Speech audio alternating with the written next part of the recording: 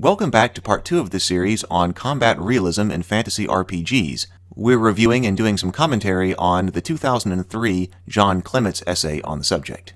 In this video, we're going to be talking about his thoughts on weapon defense. 2. Weapon defense. John writes, "Every hand weapon has an inherent defensive capacity, and different weapons confer different degrees of protection. That is, an ability to guard, to ward, and cover the user. A weapon is not just about damage potential.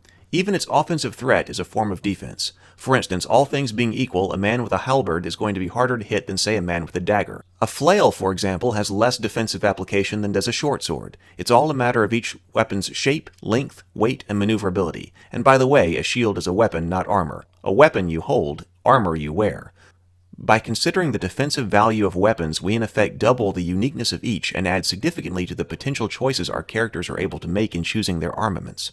I think this is an interesting point, and I have long thought that unarmed individuals should be very easy to hit in combat. If you're the one holding a sword, whether it's a short sword, a great sword, or even a dagger, it's often very easy to hit somebody who isn't armed in any way. The simple fact that the opponent is also holding a weapon and can use it defensively is a big factor in whether or not you're going to be able to hit them. So I do agree with this point and would like to see some of it incorporated into RPGs. Now, of course, this does play with armor, because you would have somebody who's wearing armor who is not armed at all, but could be hit by a sword and not take damage, because they're very easy to hit, but they've got a high damage reduction. So you could play with both of those things if both of those things are in the RPG. The question is, of course, how much granularity do you want to get into? And I also think that many of these things are going to be relative to one another. If one person is unarmed and a person is holding a dagger or a long knife, the person with the dagger or the long knife has a tremendous advantage in being able to hit the other person. Once the unarmed person draws a sword, however, the advantage shifts dramatically in the side of the person who's holding the sword. It becomes much more difficult for the dagger-wielding person to strike the sword-wielding person. This is also a factor of reach.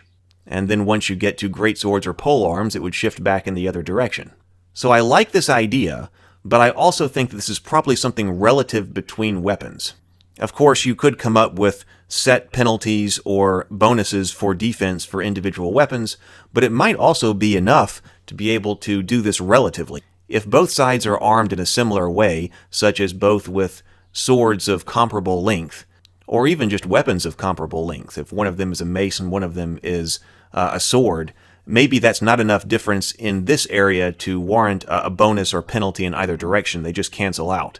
Maybe it's only if you're facing somebody who is armed with a different category of weapon, and maybe your categories go from something like unarmed to small, maybe that's knives and daggers, to hand weapon to great weapon and polearm. That might have enough granularity to capture this, but not be something that is unplayable. So I knew that GURPS was one of the systems that does have defensive statistics for weapons in it, and so I wanted to come over and check those out just to see what it was doing in relation to what we were just talking about. And so I'm over here in GURPS Martial Arts, and there's all kinds of weapon tables inside GURPS Martial Arts, and one of these columns, this one right here, is the parry column. And so let's see what parry means. So parry is the modifier to parry when using the weapon with the indicated skill. F means the weapon is a fencing weapon, and there's rules for that in the basic set. U means it's unbalanced and cannot parry on the turn that it attacks. And no means the weapon cannot parry at all. Let's check out what the fencing rules are. Here we are on page 404 of the basic set. Fencing weapons. The ready position of a fighter using a main gouge, rapier, saber, or small sword skill keeps his weapon pointed toward the foe at all times. As well, the fencing weapons used with these skills are light and maneuverable. These factors make it easy for a fencer to recover from a parry or fall back in the face of an attack. With a fencing weapon, you get +3 to parry instead of the usual +1 when you retreat. See Retreat, page 377. You also suffer only half the usual penalty for multiple parries. See Parrying, page 376. However, your parry has a penalty equal to your encumbrance level, and you cannot parry flails at all. I will note down here we also have some information on flails that says a weapon with a length of chain between the handle and head is a flail. Because of the chain, a flail can wrap around a foe's weapon or shield when he tries to defend against it. Any attempt to parry a flail is at -4.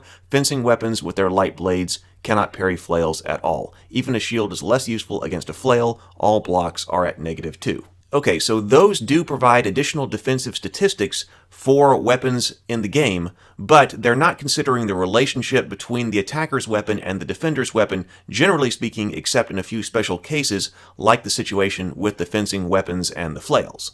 Here is a look at the first take of the kind of situation I was thinking about, with kind of a matrix between how the attacker is armed and how the defender is armed. So I've got the attacker over here on this side, and I'm just breaking this into the categories unarmed, tiny, small, medium, and large. And this is the size of the armament that both the attacker and the defender has. Defender across the top. With regard to our categories over here, I would expect that most all of the weapons that people typically go into battle with would be regarded as medium weapons. This is most of your swords, clubs, maces, axes, most axes anyway. All of that would be medium weapons. And then you go down to small for things like short swords or smaller weapons in general. Then you go up to large for two-handed swords, pole arms, things like that, keeping it very simple. I did also put in a category, though, here called tiny, which might be for knives, maybe daggers, depending on your interpretation, but tiny weapons that are certainly better to have if you don't have anything at all, especially if your opponent is unarmed, but probably not really things people are expecting to go into battle with. Then, on the chart, basically you just zero out anytime anybody is fighting somebody who is equivalently armed on this table. So that means you don't really have to worry about it in most cases. Most combatants have medium weapons, so don't worry about trying to figure out who is harder or easier to hit. That saves a lot of time, but then this comes into play when somebody is definitely at an advantage or disadvantage because of the size of their weapon.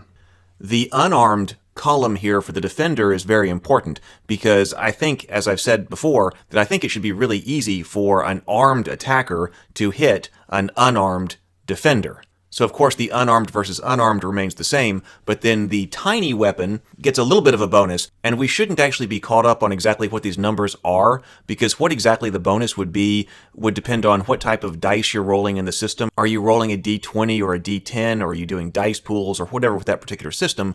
Really what I'm trying to do here is communicate the relative values of all of these different pairings. So an attacker armed with a tiny weapon against somebody who is unarmed has an advantage, and certainly if somebody's got a really sharp knife and you're unarmed, you really don't want to have to get into a scrap with them because you're probably going to get cut. But at least it's possible if they've got a knife that you're putting your body in the way of their body, and you're not actually having to do something like put your hand in the knife blade or something like that. But the problem gets worse as you go up to the attacker armed with small and medium and then large weapons.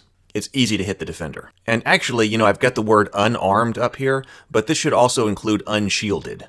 Just because you might not be holding a sword, but you are holding a buckler or a small shield or a larger shield, that's not unarmed, because those are obviously things that you would use to obstruct your opponent's attack that is not your physical body. But then going across here, what we do is we just step this across all the different categories to come up with the advantage and disadvantage that an attacker or defender is at.